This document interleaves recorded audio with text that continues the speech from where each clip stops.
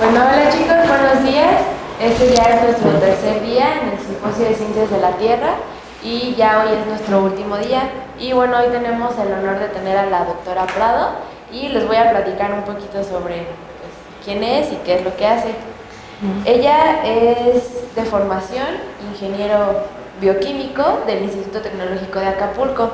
Después realizó una maestría en ciencias con especialidad en ingeniería ambiental en el Instituto Tecnológico y de Estudios Superiores de Monterrey, en el campus Monterrey. Después hizo especialidades en hidrología, hidrogeología, geoestadística y geoquímica en París, y también tiene el doctorado en hidrología en la Universidad de Joseph Fourier. Fourier, sí, perdón. Actualmente es miembro del grupo de trabajo de suelo y ambiente, en el cual se evalúa el movimiento del agua a través de medios porosos, que es de lo que nos va a platicar un poco hoy. Esto enfocado al suelo como regulador del ciclo hidrológico y al suelo como amortiguador de contaminantes. Y sus líneas de investigación son estudios sobre la degradación y contaminación de los suelos, evaluación de riesgo de contaminantes en agua subterránea, suelos urbanos y transporte de solutos en las zonas badosas. Y bueno, los dejamos con la doctora Prado. Hola, buenos días. Gracias por el interés. Y pues sí, como dicen, voy a platicar un poco sobre el suelo y por qué se considera que este es el guardián de la calidad del agua subterránea. Perdón. Y bueno, este es el plan de la charla. Vamos a recordar en un primer tiempo qué es el suelo y qué es el agua subterránea. Después vamos a recordar para qué nos sirve al hombre el agua subterránea. Y una vez aclarado esto, vamos a discutir por qué decimos que el suelo es el guardián de la calidad del agua subterránea. Y voy a cerrar con un ejemplo real en el que vamos a ver qué pasa cuando al suelo llegan dos fármacos y este protege el agua subterránea. Bueno, entonces vamos a recordar qué es el suelo. Como todos sabemos, el suelo se forma a partir de la desintegración de una roca, lo que llamamos intemperismo. Esta roca está expuesta a las condiciones ambientales, es decir, cambios de temperatura, precipitaciones pluviales, el viento. Todo esto a lo que está expuesta la roca hace que se degrade, y este material degradado se suman restos orgánicos como animales muertos y plantas y se van mezclando, y con el tiempo evoluciona hasta dar lo que conocemos como suelo. ¿Ustedes saben cuántos años se necesitan para que se forme 1 centímetro de suelo? La FAO dice que 1000. Es una locura, ¿verdad? Entonces podemos decir que es un recurso no renovable a la escala, pues, ser humano. Y bueno, este proceso genera un material poroso, que es el suelo. El suelo es un material poroso formado por una fracción mineral y una orgánica. Además, si nosotros tenemos este paisaje y sacamos este lisímetro de suelo, ese núcleo de suelo, vemos lo que tenemos ahí, ese perfil, y podemos apreciar que en la superficie pues tenemos el suelo que soporta la vegetación. Más abajo ya tenemos lo que pudiera ser el material parental que le dio origen. Encontramos que también hay agua y hasta abajo hay una zona impermeable, una roca.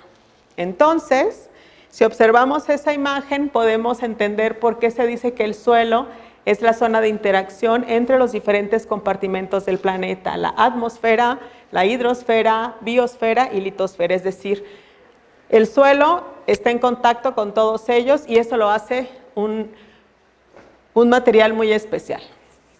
Bueno, ese es el suelo. Ahora vamos a ver qué es el agua subterránea. Y pues el agua subterránea es sencillamente el agua que se encuentra por debajo de la superficie de la tierra. Esta es el agua subterránea, de la superficie del suelo, perdón, y es la zona en la cual todos los poros y fracturas de las rocas están llenos de agua. Entonces aquí vemos, este es el agua subterránea, y también podemos ver cuerpos de agua superficiales.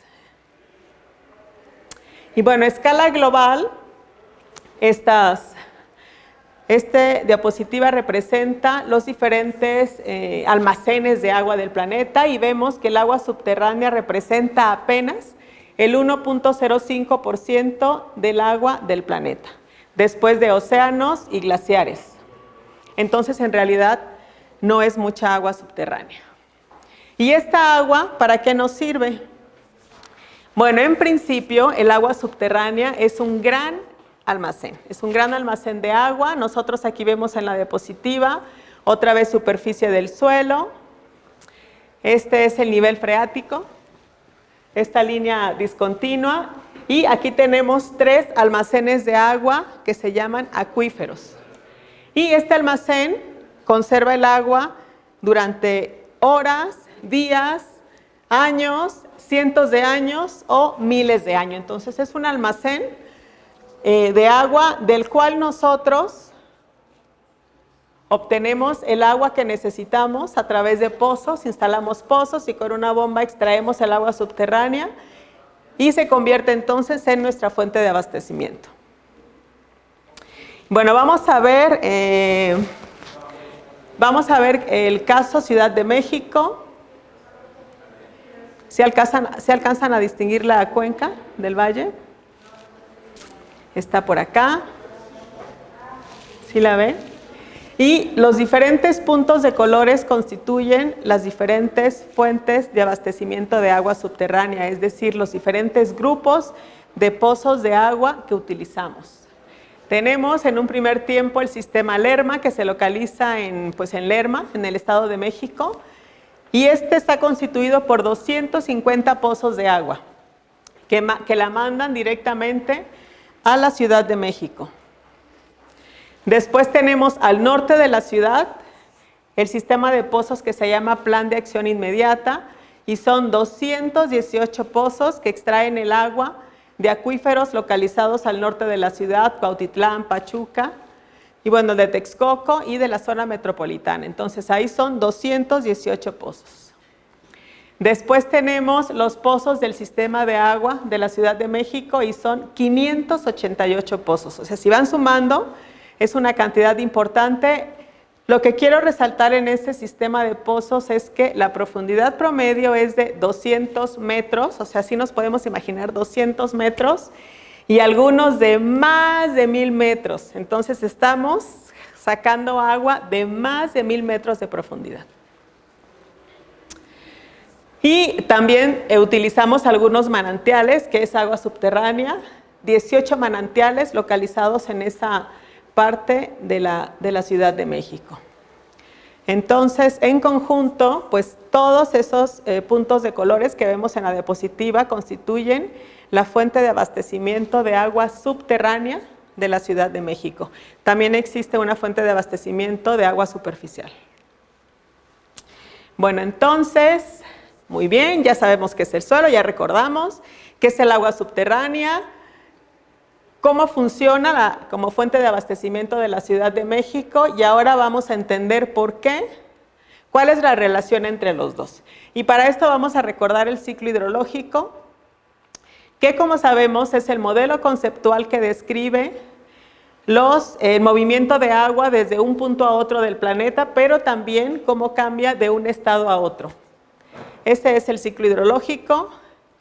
Y si vemos otra diapositiva del ciclo hidrológico con más detalle en esta parte donde vemos exactamente dónde coincide el agua y el suelo, pues podemos ver que justamente cuando el agua llega al suelo, que es un sistema poroso, se infiltra, por gravedad se mueve hacia abajo, hasta que se encuentra una capa no permeable y se empieza a acumular. Y entonces es cuando se forman los acuíferos. Se saturan todos los poros de agua. Pero bueno, además de que el suelo permite el paso del agua y la acumula, a medida que el agua viaja por la primera parte de todo este sistema, es que me queda muy alto, pero bueno, imagínense que llega el agua a la superficie del suelo, se infiltra, por gravedad se mueve hacia abajo, imaginemos que aquí hay un estrato no permeable o impermeable, el agua se empieza a acumular, toda esta zona se le llama zona saturada o acuífero, y en toda esta zona todos los poros que están alrededor de las partículas del suelo están llenos de agua. ¿Qué pasa del nivel freático hacia arriba? Los poros que están entre las partículas del suelo están ocupados por agua y por aire. De este modo, en esta zona que le llamamos zona no saturada, hay oxígeno y puede haber reacciones de oxidación, de fotodegradación porque estamos cerca de la superficie, de absorción, de hidrólisis, es decir, de varios procesos que hacen que los contaminantes que llegan al suelo junto con el agua se descompongan, se transformen o incluso se puedan eliminar. Y bueno, aquí vemos algunas imágenes. Por ejemplo, algunos contaminantes se pueden quedar retenidos en las arcillas, pueden ser degradados por los microbios del suelo, por la mesofauna del suelo. Existen varios procesos. Bueno, entonces, ya vimos que el suelo puede limpiar el agua. ¿Ustedes creen que todos los suelos funcionan igual? ¿Que todos funcionan igual para permitir el paso del agua? No, ¿verdad? Porque los suelos son diferentes. Entonces, vamos a ver qué pasa con los suelos en la cuenca del Valle de México, cómo se comportan respecto a su capacidad para permitir el paso de agua y limpiarla. Aquí tenemos la edafología de la cuenca del año 1500. ¿Y alcanzan a ver la ciudad? Ahí, ese puntito gris. Entonces, vamos a ver cómo ha cambiado esto en el tiempo. 1700, 1900, 2000. ¡Guau! ¡Qué impresión!, ¿verdad? Bueno, entonces, lo que no es gris son suelos y cada color representa un tipo de suelo diferente. Y bueno, tenemos identificados que en la planicie de la cuenca existen estos tipos de suelo: solonchak, vertisol, feozem, fluvisol e histosol. Esos son los diferentes tipos de suelo en la planicie. Y pues como sabemos, los suelos tienen diferentes funciones, es decir, nos aportan diferentes servicios ecosistémicos. Aquí los estoy representando como el primero de ellos es soporte de plantas, el segundo es su capacidad para permitir el paso del agua, su capacidad de infiltración, como soporte de vida, soporte de infraestructura y almacén de desechos. Bueno, el tema que nos ocupa hoy es el segundo, entonces podemos ver que en los suelos de planicie, los suelos tipo feozem y fluvisol son los mejores para permitir el paso del agua y limpiarla. Vamos a ver qué pasa con los suelos de ladera, son los que tengo ahí: luvisoles, cambisoles, regosoles, andosoles y leptosoles. Y digo, a simple vista ya se ven diferentes, pues también funcionan de diferente manera y como filtros de agua también funcionan de diferente manera, y aquí vemos que los regosoles y los leptosoles son los mejores. Entonces, si nosotros sabemos qué tipos de suelos son y dónde se localizan en la cuenca, pues podemos diseñar un mapa de infiltración. Y quedaría de esa manera, sabiendo que los colores, el color más intenso, el azul, es el suelo que permite más el paso del agua, mientras que el suelo de este color raro, amarillo, permite 0 de paso del agua. Entonces, podemos ver claramente cómo la mancha urbana, la zona donde hemos impermeabilizado el suelo con concreto, no permite el paso del agua, mientras que en esta zona tenemos sitios que tienen mayor o menor capacidad para permitir el paso del agua. Bueno, muy bien, entonces, ¿por qué decimos que el suelo es un fiel guardián del agua subterránea? Pues porque recarga el acuífero y protege la calidad del agua. ¿Alguna pregunta? Bueno, vamos a ver un ejemplo. Ay, a ver. Sí. ¿Por qué los leptosoles son buenos para la infiltración si tienen poco desarrollo? Muy buena pregunta. En general puede ser porque son poco profundos. Entonces esto hace que pues se infiltre y estamos hablando aquí directamente de recarga. Por ejemplo, un andosol, si ubicas un andosol, tiene una capacidad importante de retener el agua, entonces es muy bueno para limpiar el agua, para retenerla, pero si estamos hablando de dejar pasar el agua, pues la retiene más en la capa de suelo, ¿sí? Bueno, muy bien, entonces vamos a ver un caso de estudio y vamos a ver qué pasa cuando el agua que se infiltra contiene al naproxeno y al sulfametoxazol. El naproxeno es un antiinflamatorio y el sulfametoxazol es un antibiótico, ¿verdad? ¿Qué hace el suelo en ese caso? Entonces, el contexto de donde hicimos este estudio es este. Tenemos a la Ciudad de México, lo representamos así con esos edificios, la cual recibe un suministro de agua de casi 86 metros cúbicos por segundo y genera, con esa agua potable, genera agua residual. Entonces, la ciudad manda al Valle del Mezquital agua residual a razón de 40 metros cúbicos por segundo. El Valle del Mezquital, que está en Tula, cerca de Tula, en el estado de Hidalgo, recibe esa agua y la utiliza para regar campos agrícolas. Con ese volumen de agua, a esa razón, se riegan 85,000 hectáreas de campos agrícolas. ¿Y qué pasa cuando regamos campos agrícolas? Por un lado, crecen las plantas, ¿no? Pero por otro, se infiltra agua. Entonces, el agua que se infiltra en este escenario es de alrededor 25 metros cúbicos por segundo, lo que equivale a 13 veces la recarga natural del acuífero de Tula. O sea, todo eso está pasando en el Valle del Mezquital. Bueno,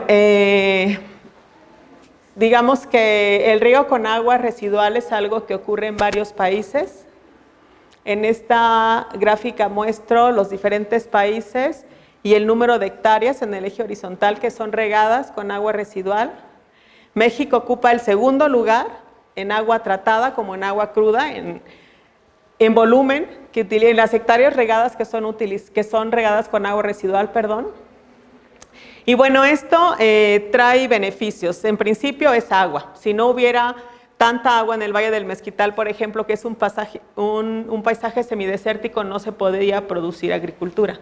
Entonces el agua es necesaria para producir alimentos, pero además esta agua tiene nutrientes, entonces es una práctica que aporta beneficios.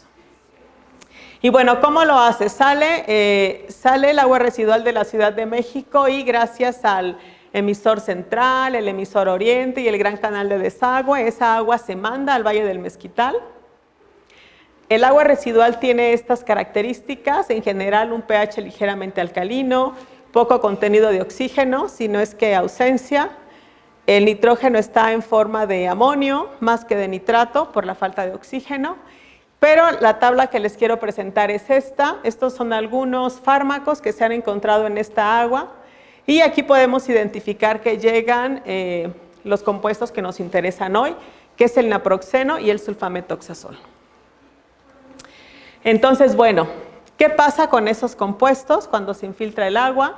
Para responder esa pregunta, montamos un sitio experimental cerca de Tlahuelilpan. Y pues sí se identifica muy bien en esta imagen la zona agrícola. Nuestra zona de estudio es la zona iluminada en rojo. Este es el canal de agua residual, entonces el canal por gravedad deja salir el agua.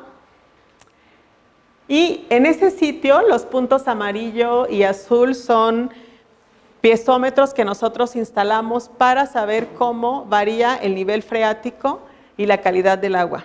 ¿Saben qué es un piezómetro? No. Bueno, ahorita les voy a enseñar en la diapositiva anterior. Entonces, instalamos piezómetros, ahora les explico qué es. Y los monitoreamos la calidad y el nivel. Y también tenemos ubicadas norias en el poblado de Tlahuelilpan, que nos permiten saber el nivel del agua subterránea y su calidad. Entonces, pues además en el suelo instalamos sensores para conocer cómo varía el contenido de agua, la calidad del agua, medimos infiltración, nos divertimos mucho ahí.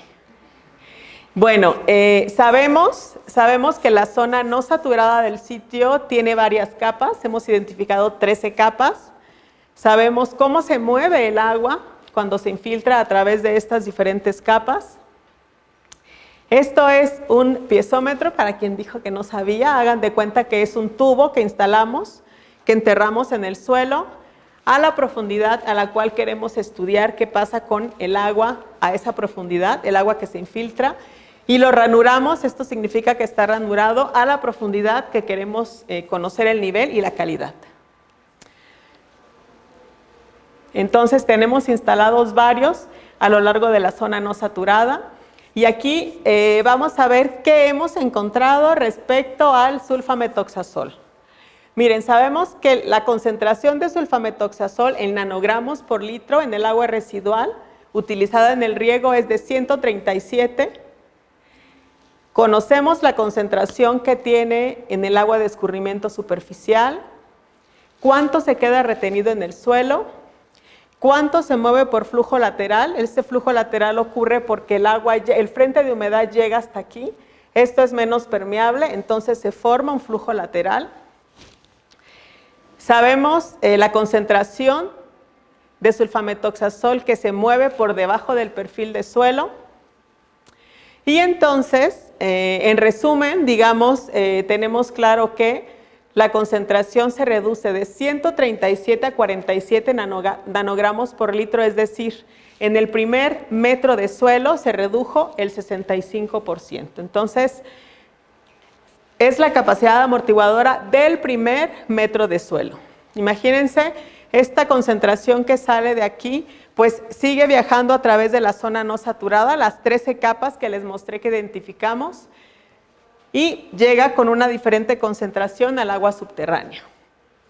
Bueno, eso es en el primer metro de suelo. ¿Qué pasa a nivel de agua subterránea? Bueno, pues teníamos que estimar a qué velocidad se mueve esa agua y cuál es su dirección. Y este es el resultado, este es un canal, otra vez este es el canal de agua residual, nuestra zona de estudio, y estas líneas representan la dirección del agua subterránea, perdón, y como vemos, va a llegar al manantial. Entonces, si nosotros tomamos muestras de agua subterránea en toda esa posición en el paisaje, podemos saber cómo varía la calidad. Y aquí tenemos qué pasa con el naproxeno. Sabemos que la concentración del naproxeno es de 6.745 nanogramos por litro en el agua residual. En el piezómetro localizado a esa altura es de 0.9 nanogramos por litro, es decir, ya que atraviesa el suelo y llega, creo que ese piezómetro está a 25 metros de profundidad, se redujo hasta 0.9. En un pozo de observación en el poblado de Tlahuelilpan, 0.2, y en el manantial, 0.8.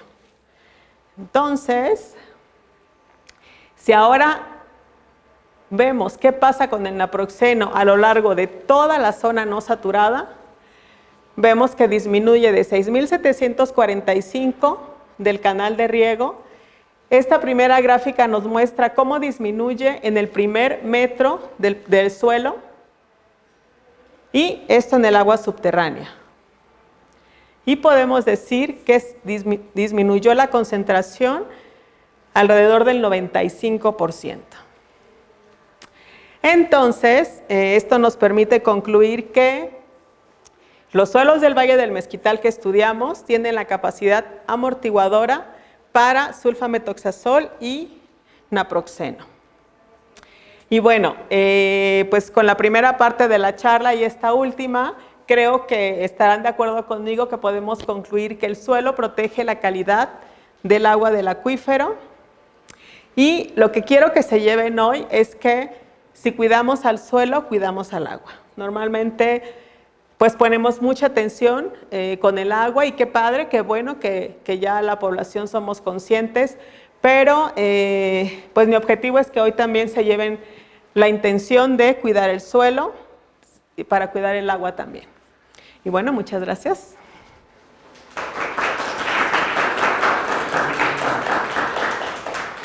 ¿Alguna pregunta? A ver, sí. ¿Qué grupo de suelos son los de las maestras? Ese sitio son Feozem vérticos.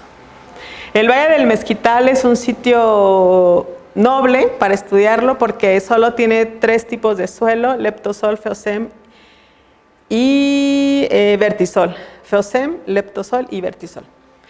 Y además sabemos cuánto tiempo llevan siendo regados con agua residual. Esta actividad tiene 100 años. Ese es otro tema súper interesante. Solo les traje esta parte para poner un ejemplo claro del objetivo de la charla. Pero esos son Feozem vértico. Esta parte es de sembradíos, ¿no? Sí. ¿No evaluaron la concentración en lo que es sembrado? En las plantas. Buena parte de eso. Ajá. Es retenido por las mismas plantas. Esa es muy buena pregunta. Hemos trabajado en eso, sí. Por ejemplo, el sulfametoxazol sí lo hemos estudiado, en la proxeno no. En las plantas que colectamos en campo no hemos encontrado. Hemos corrido experimentos en condiciones de invernadero, en maceta, es decir, sabemos cuánto estamos aplicando del antibiótico y llevamos un balance de masas, cuánto se queda en el suelo, cuánto se lixivia, y hemos encontrado un poco en alfalfa. Pero digamos, tiene que ser un sistema súper cerrado en el que no haya escapatoria para el sulfametoxazol y que las raíces de las plantas lo absorban de ahí. Pero en campo no hemos encontrado. La verdad es que creemos que los suelos de ahí son muy buenos amortiguadores. ¿Alguna otra? ¿No? Bueno, así. Esa técnica sea buena para los suelos y que, por ejemplo, el suelo sea el que amortigue como todos los desechos y no las plantas. No sé si entiendo tu pregunta, pero no sé si sepan que se construyó una planta de tratamiento nueva para justamente tratar el agua antes de utilizarla en los campos agrícolas, que en esencia es bueno regar con agua no tan sucia, definitivamente es bueno, pero pensamos que después del tratamiento de esta agua residual se van a generar muchos lodos. Y después, ¿qué se va a hacer con esos lodos? No queremos que se les ocurra utilizarlos como enmienda orgánica, por ejemplo, porque entonces sería la carga de contaminantes, pero concentrada. Entonces, digamos, si tu pregunta iba en ese sentido, los suelos pueden amortiguar, sí. ¿Hasta cuándo pueden funcionar así? Pues no sabemos. Pero la pregunta de la planta ya no la entendí. O sea, el suelo, estos suelos logran amortiguar el contaminante. Si tu pregunta es si este suelo impide que se vaya la planta, no tengo una respuesta. Podría ser que en gran parte sí, porque el suelo retiene el contaminante y entonces cuando bombea la raíz el agua de la solución de suelo, pues ya el contaminante está retenido o está degradado en el suelo. Sí. Pero bueno, también tiene que ver, cuando un contaminante se va a una planta, tiene que ver también con las características del contaminante, el tipo de planta, y hay muchos factores, digamos. ¿Y han estudiado cuál es el tiempo de retención de esos contaminantes? ¿O si sí se logra? Lo hemos hecho para muchos de ellos, sí, y cambian.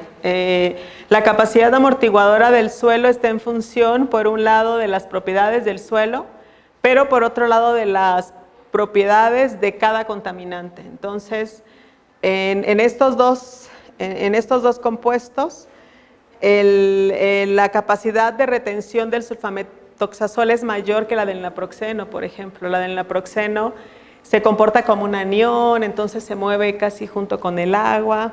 Y con todo y todo se amortiguó muy bien, como lo vimos. Entonces, no hay un dato, una respuesta única, sino cada contaminante tiene su historia.